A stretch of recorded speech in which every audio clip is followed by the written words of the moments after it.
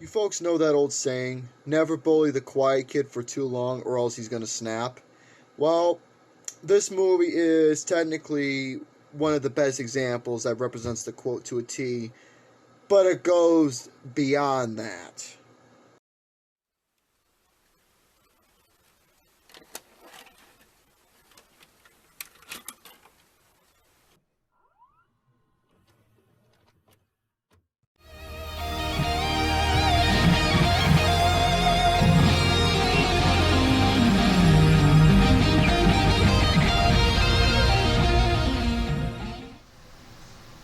Later on in 2011, there ended up being a remake to this movie. The remake absolutely sucked. It doesn't even come close to holding up to the original of this film with Dustin Hoffman. Dustin Hoffman is one of those actors where he had some pretty badass flicks in those early years of like late 1960s to early 1970s. And Dustin Hoffman's one of those actors to where whenever I see him in a particular movie, like it depends exactly what character he's gonna be given, what the story is gonna be taking place, if he's gonna be a good guy, is he gonna be a bad guy. I can always buy into Dustin Hoffman as a fucking badass character. And sure enough, this is like one of those movies where, besides Rain Man, I think this is one of Dustin Hoffman's best films that he's ever done. You can even say Midnight Cowboy as well, but this one right here just took the Brutus the Barber Beefcake for me. And I was actually asked some time ago to do a little talk about this movie because, well, just hearing my thoughts, just reaction, and my own interpretation and natural thoughts about this movie alone, there's really a lot to speak of with what it is that you are seeing when you're watching a film like Straw Dogs. Because, Jesus H on a graham cracker. Where do I even start? I mean, the plot itself is very simple, straightforward to the point. You got David, who is played by Dustin Hoffman. He's a well-spoken literature academic of a U.S. citizen who ends up marrying his U.K. sweetheart, Amy. They end up moving to her old town of Cornwall, where they want to live in a little cottage, try and start a proper family, and just get away from it all. But the thing is that after a little while, once the happiness dissipated, well, she wants to see a bit much more of a macho appearance from David, but the thing is that David doesn't want to come off like one of those guys at all, or let alone showcase that, even though he does, but he is more content, he's well spoken, he is polite, he's just one of those guys to where everybody can become friends with, but ends up bullying to no end. But anyways, this is the same town where Amy's past begins to not only haunt her, but also start to take effect on David, because after a brutal incident occurs where Amy ends up meeting up with an old boyfriend, him and another friend of his ends up, let's just say, doing some very explicit things to her. In transactions into series of events where David can no longer hold back and he has to fend for himself. So the story itself is pretty straightforward. The movie starts off where it's very simple, it's basic, they're going into town and talking with everybody, and then all of a sudden here comes Amy's ex-boyfriend, starts to be nice for like a few minutes, and all of a sudden that's it. And a lot of disturbing things happen where both Amy and David are trying to get through their day, but then all of a sudden just a lot of disturbing and unfortunate events begin to happen to them, where David is just trying to keep composure, keep calm and respectful, while Amy is starting to go on a fucking breakdown, especially what happens to her.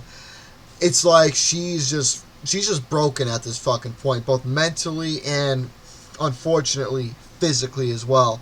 But the biggest thing I can take away from this film, besides the story, is being not only controversial and disturbing, but I'm saying that with a bit of a movie going look, but it's character study. Because look at it like this: David ends up becoming a person he never wanted to be. Confrontation, calling the police, trying to get help, trying to settle this like fucking men, trying to talk to these guys, not selling with fucking fists or weapons or just anything. First trying to settle like men, trying to tell them, hey, leave us the fuck alone. We're trying to get our lives going, but you people are just making it worse and worse because what? Jealousy, the fact that I married your ex-girlfriend, now she is now my wife. I mean, Amy herself, I mean, I felt sorry for her, but at the same time, no. In my own humble perspective, I don't think she was that, nice to David for at least a little while because, like I said, she wanted him to be a little more manly. But I'll get to that statement momentarily. Because the thing is that even with all the things that David tried to do, with calling the police, getting that involved, look what happens to the police captain later on. He ends up, meeting his demise. Trying to call for help. None of it fucking worked. I mean, you can only do so much when you're trying to call the police, or if you're trying to call a neighbor, fire department, or just anyone in general. They can only do so much, but sometimes it's not going to work trying to get an authority figure involved. You're just going to have to learn to take shit in your own hands, whether it's going to be good or bad. Regardless, violence is the last fucking thing that resulted for him to obtain. It was literally the last choice he had to do. Fight fire with fire. Because he ends up proving to Amy, after all the events that happened, he literally proved to her that he can be just as a monster as her ex-boyfriend. And after all the events that happened, David was looking at her in just fucking mug, sweat, evil in his eyes, and she was just fucking sobbing and just quivering, realizing exactly that the man that I wanted to be at least grow some balls on him. It shows that he's got balls. Not only she's become afraid of him, but David has become afraid of himself as well. See, seeing that intensity, that fear, the fucking just extreme nature of what one person's able to become from what they were originally, and ends up becoming that they even said foreshadowing that they didn't want to be at all. Just a character study like that really shows you how much of an impact from seeing a promise that a character is willing to make, trying to make something work, ends up not going in their advantage whatsoever. Character study like that, it just speaks everything when you're watching a movie. But it's like I mentioned with David's personality being well-spoken, educational, polite, mannered, trying to keep himself all together. Something everyone should love and respect in a man that Amy loved. I mean, Amy loved David, but she wanted a little more masculinity out of him. But because of the way that these fucking guys were not only bullying David and bullying Amy, no choice at all. Because David was saying, this is my fucking house. I'm going to protect it. These guys are not allowed. And even that fucking dude that they were holding, I wouldn't say holding hostage, but that kept in their cottage. Amy was trying to tell David, you know what, why don't we just give him to him? A passive-aggressive type of nature. But David said, fuck that. This is my house. They're not allowed to come in. I'm the fucking man of this house. And if they don't like it, then tough shit. So, instead of having a gun, David didn't necessarily, except towards the very end, which was the only kill he did, he put all those fucking scumbags in their place in booby traps that he was able to set up with just practical objects, where boiling, I don't know what substance that was in the pot, boiling water or boiling oil and just throwing it at him. Getting the fucking dude, the broken glass of the windows that they were throwing rocks at. The fucking dude getting himself caught in the goddamn window where the glass is literally up to his neck and tying his arms with the fucking guardrail. He was telling him in a much quiet tone that if you don't stop, I will slit your throat. And the thing is that throughout all the violence that happened, David only raised his voice one time, telling Amy to just shut the fuck up or I'll break your neck.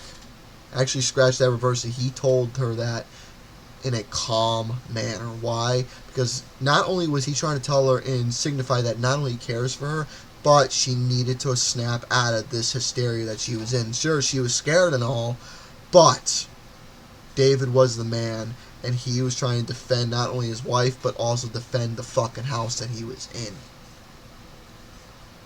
the fucking balls that this guy grew over time just spoke volumes. And the thing is that he kept his fucking cool. When he yelled that one time at Amy, telling her to go back upstairs and just be safe and he was going to take care of it all, this fucking dude single-handedly wiped out 5 men without barely doing anything, but ended up doing something, if that makes any sense with the way I put it. He ended up doing something without doing anything to these fucking 5 men, except towards the very end. Christ almighty. The shyness and good nature of a good man ends up becoming sinister.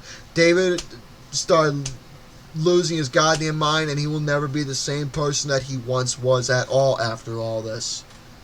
Violence was something that was never in his nature, but ended up becoming in his nature anyways. Fucking crazy. I mean, this movie itself, the story, its build-up, the fucking suspense, the entire character study, the performances from both Dustin Hoffman and what's-her-name who played as Amy, the fucking bastards playing as these wacko groups of men leading this harassment towards David and Amy like that. Christ almighty. And just the nature of David after all this, where he kept himself calm and collected and he just ends up becoming a lunatic right then and there. Christ, what a performance! So, other than one negative scene where I will not say on camera at all, because if I start talking about the scene, it'll just get me upset. But if you've seen the movie and knowing my personal affiliations that I have with certain animals, I think you'll get the idea.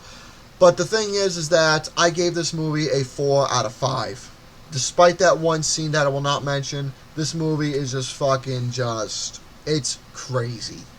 Controversial, crazy, and very horrifying and haunting. But I'm saying that in a attempted to be serious tone here. So, folks, with that being said, that is my little talk on Straw Dogs. And let me know down below your thoughts about this movie. And ciao for now.